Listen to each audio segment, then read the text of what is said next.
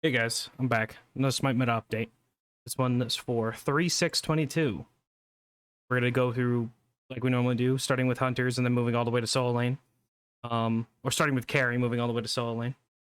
Next week I will not be putting one of these out, and probably the week after, because I will be away and I will not have my main PC, so I won't be able to record anything or stream. But you probably want to catch a couple streams beforehand, because right now I'm doing my carry to masters challenge, because I'm going to do all 5 roles getting to masters. And right now I'm doing carry. And we're about to hit the roadblock, in quotes. So yeah. Check that out. Start with hunters. Carry lane right now is pretty much the same. Medusa, Izanami. Izanami's still super strong because she gives so much pressure. Even with the changes that are coming up to her, I think she's still going to be kind of nuts in terms of pressure. She pretty much is free wave clear for the first few waves. Nobody can contest her. Medusa is very powerful as well. She does tons of damage, is relatively safe. She has anti-heal, and realistically, her main power comes from her boxing potential with Viper Shot. Viper Shot does so much fucking damage, and it gives you so much power with Silver Branch in the current build. So yeah, plus in-kit CC immunity. Lastly, Hou Yi. Hou Yi's kind of just, you pick him because you want to fight, and you win fights during the mid-game. He has a lot of pressure. There's a lot of good bounces. He has good damage. His team fight ultimate's very, very powerful. And yeah, it's relatively safe. And his crit passive means that or anti-crit passive means that you really can't effectively build crit into him, while he can build crit into you and kind of ruin your day. And lastly, I do want to talk about Cupid a little bit. Well, actually, I forgot. Charybdis. Still safe pick. Kind of like your 3rd or 4th best hunter. Cupid. Cupid's been seeing a rise, though I don't think it's entirely warranted. His team fight ultimate's the main reason, and the beads pressure it exerts. The rest of his kit's kind of mediocre at best. He just has a lot of team fight present, which Fields of Love. So maybe keep an eye on him. I'm not sure. But yeah. Alright, we're done with hunters. Supports. Once again, Fenrir. Absolutely bonkers. Fenrir's the best support in the game, hands down. Right now. Especially in ranked. You can run games with him. You have insane obelisk pressure. You have early damage. You have insane beads burn, beads pressure. And you out-rotate pretty much everybody. Fenrir is absolutely busted. Fenrir's support is busted. And they're even buffing it next patch because I don't even know. Realistically, this proves to me, or not, doesn't prove to me, it shows me that yes, they still do not play their game, or they don't understand it at a level that they can actually make these changes. Yes, they're nerfing Ragnarok in terms of how much protections it gives and how long it lasts, but they're giving Brutalize a buff that he has increased protections while brutalized. If you want Fenrir to be able to jungle, you're saying Brutalize is his main problem and that he can't get his damage off. Why are you giving it extra protections when his main role right now is support, and he's doing too much damage in that role? I have no idea. Regardless, 2nd place in support probably goes to Cabrakan. Cabrakan can do similar things to Fenrir. He's a little less safe and doesn't have the same amount of beads pressure as Fenrir does, but he's really good into a lot of the meta mages right now who don't have leaps. Outside of Persephone, Thoth and Agni get caught in his walls and have to either dash forward or get phantomed, or phantom shelled, which means the support's investing in 800 gold. Yeah, Cabrakan's just super powerful. He exerts a lot of lane pressure. He does a good amount of damage, and he is able to start fights super easily. After him, we have Bacchus for the same reasons. He does a lot of damage. He has a lot of CC. He's very hard to kill, and he just exerts a lot of pressure. He's just powerful all around because his flop is always going to be a powerful tool as long as it's a knockup. And then the rest of his kit isn't like hindered too much. I mean, Belch is easy to interrupt, but Intoxicate is just straight damage and a very annoying CC, and Chug makes him very, very hard to kill. But yeah. Outside of him, you could look at Atlas or Athena. Atlas just feels good right now in terms of support because he has decent lane pressure. And his ultimate is the ultimate's the best part about this character. His ultimate's crazy. Does so many different things. And then Athena, if you're looking to get some more global pressure, you could use Athena to ult around the map. Granted, you are going to want some CDR and support, but she's super strong, I think. A little bit undervalued, but I still think Fenrir, Cabrakan, and Bacchus are better. Yeah. We're going to move on to mids. Thoth's still at the top. Nobody can match his range, his pressure he has right now, and how well the flat pen build functions with him. Thoth is on top, and he's going to remain on top until the flat pen options are nerfed enough. We'll have to see at the next patch, but he is powerful, and he will remain to be powerful. Like I said before, Agni, super strong right now for similar reasons to Thoth, although he's not as extreme with the artillery style. But Agni has good setup for himself and his team. His damage is super high with the flat pen build, and Rain Fire is a ridiculous ability that has an incredibly short cooldown and does very high damage. Agni is super powerful right now. Following him is Persephone. Persephone's pressure with Grasp of Death is ridiculous.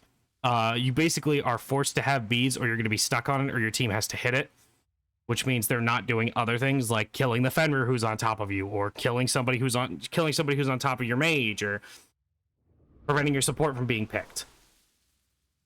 Grasp of Death is really, really good. The rest of her kit's kind of mediocre. She has a leap, which is good into like Cabrakan and Fenrir, because they can interrupt Brutalize and Cabrakan wall and stuff.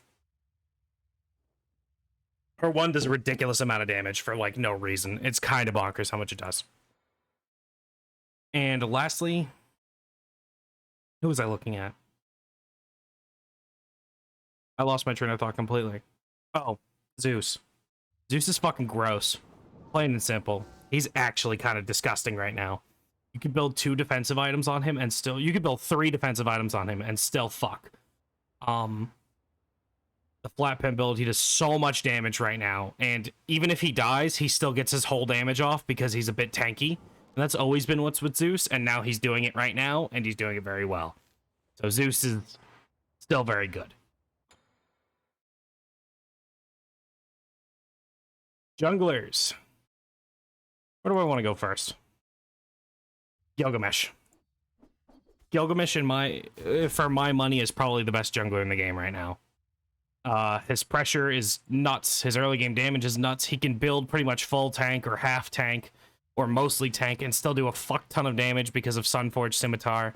Dropkick is an excellent CC. Heroes Advanced is just good, decent damage, and gives his team movement speed and lifesteal, right? And then Winds of Samash is just a really good ability as well. He's super fast, he keeps up with everybody, he keeps them in the winds, and he forces relics, and he could even kill carries despite building 3 or 4 defensive items. This god is bonkers. Cabrakan's also good for a similar reason in that he keeps them locked down. He could build 2 or 3 tank items and still fuck their carries. He's got flat pen. The 2 flat pen items at the start of the game is pretty much all the damage Cabrakan needs. He can go a little bit more, but he's ridiculous right now. He's super strong in jungle. Now let's actually move to the Assassin tab. Kleina's still incredibly powerful and ranked. She has insane objective pressure, really good rotation ability. She can also just run low-level rank games because people don't know how to deal with her. Her damage is incredibly high, and she's just so all-around super strong. Bastet, also a pretty strong pick. Look towards her. And Nemesis. I'm pretty sure I made a note either last... I don't want to call it an episode, either last minute update or the one before that, that Nemesis would be on the rise. And she certainly is. The new Hydras and the build path that she can go is the ability-based build path she can go just is absolutely destroying people right now. Nemesis is tearing up the ranked games. And honestly, you should pick, if you're a ranked jungler, you should definitely look to pick her up and get her in your pool because she is kind of insane with her auto attack cancels, with Hydras. It's nuts. Daji is super good right now because there's a lot of characters that don't have CC immune ultimates. So it's forcing people to get beads early on for the same reason like a Persephone or a Fenrir would, because Palau can just guarantee a kill pretty much if somebody doesn't have beads. She's super strong right now. Her damage is super high. Her late game 1v1 is super strong. Susano is also very strong for similar reasons to Nemesis. His auto attack cancels are nuts. The ability-based build is really good right now. And Hydra's procs. Bonkers. Hydra's hurts right now. And it's super strong. Am I forgetting anybody? I don't think so. Lastly, solo laners. Ardio's still super good. That's really it, plain and simple. Ardio's still super strong. High pressure, high damage, good sustain. Late game team fights, she's very hard to kill. She's super hard to gank. She's powerful. Cabrakan. Good lane pressure, good damage. I've said it 3 times already. Good damage, good lane pressure, good CC. The walls are super good against most mid laners and a lot of hunters right now. Super strong. We good? Cabrakan's really good in 3 roles. I think we can safely say Cabrakan is super fucking good right now, and you should definitely look to pick him up. Warriors. Amma's still really good. Her death toll usage and the use of the Berserker Shield, Shogun's build, still super strong. She's got Frostbound pressure. She's got really good uses of Frostbound, even though I think that build's cringe. She's super good with it. And yeah, kind of the number 2 in that. And solo lane is probably Bellona. With regards to the Death's Toll build, I wouldn't call her number 2 overall, but with regards to the Death's Toll build, she's super strong with it. It feels really good on her, and Bellona has not felt good in a long time. So I kind of welcome it. After that, Wukong has been showing some presence a lot recently, just because you can build some damage in solo lane and get away with it. And Wukong always loves having damage. Granted, I would recommend going hybrid on him, but some people are going full damage and still feeling like a decent, like, somewhat decently tanky, because he's so slippery with the Somersault Cloud and everything. So, and he's also just super fun. You should definitely pick him up if you're a solo laner looking to grind a little bit. He's super strong. He dives backline very, very well. Yeah. Gilgamesh also works in solo lane, though. Just if you're gonna play him, probably play him in jungle. He's way better there. He exerts more pressure there. Osiris is still decent. Chalk's still decent into the auto attackers. He's very hard for auto attackers to kill. Yeah. Is that it? I really think that's it. Something I should mention as like a side addendum, I guess, would be Eset. Eset's still pretty good in support, though she has similar problems to a lot of the mid laners have right now, in that she can just get boxed in and fucked by Cabrakan. She can get super pressured by Fenrir. She can get super pressured by Bacchus. And yeah, their circle protection is always going to be insane. And her lane pressure is really good too. So you definitely should consider picking her up. Some games she feels amazing and unkillable, and other games she feels like absolute dog shit. So it's really 50-50 with the E-set in ranked, really. I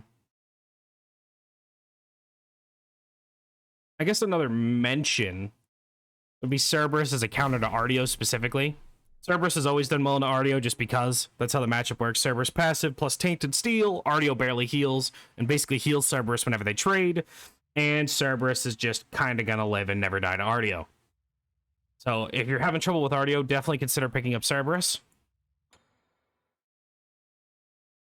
Yeah, I'm pretty sure that's it. I'm trying to make sure I don't skip over anything, because I've been remembering things like after I make these videos and releasing them.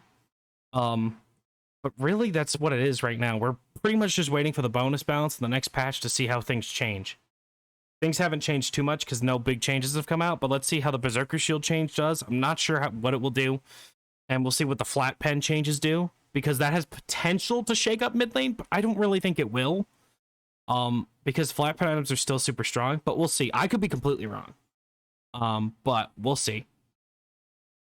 Also, when they were allowing Berserker Shield to be built on Hunters, they have changed it now, but they were going to allow it. I was thinking that Guardians were just going to be the most broken thing ever in solo lane, because why would you go a physical character when Hunters are buying physical defense? They can itemize into it so easily. Just go magical. But they're not doing that anymore. So I think the solo meta is going to remain relatively the same. Yeah. That's it. Make sure to check me out on Twitch. Like I said before at the beginning of the video, I'm doing the All Roles to Masters challenge. I'm doing carry right now, currently, on one of my accounts. And I've been streaming for a couple of days a week and doing it a lot longer. But like I said, next week, I'm not going to be here at all. I'm not going to be where my PC is. I'm going to be back home for spring break. So I won't have access to my PC. I'm going to be keeping a close eye on things in terms of like what changes in the meta in ranked, especially at high level, and what's kind of going on, the patches, how it's affected things, just so that on the Sunday I come back, I can kind of bang out a meta review for you guys. And because it's been doing pretty well on the channel. Yeah. If you're already subbed, please consider it. I would appreciate it. And you can also unsub at any time. Decide you don't like me anymore, you can unsub at any time. Otherwise, have a nice day. Peace.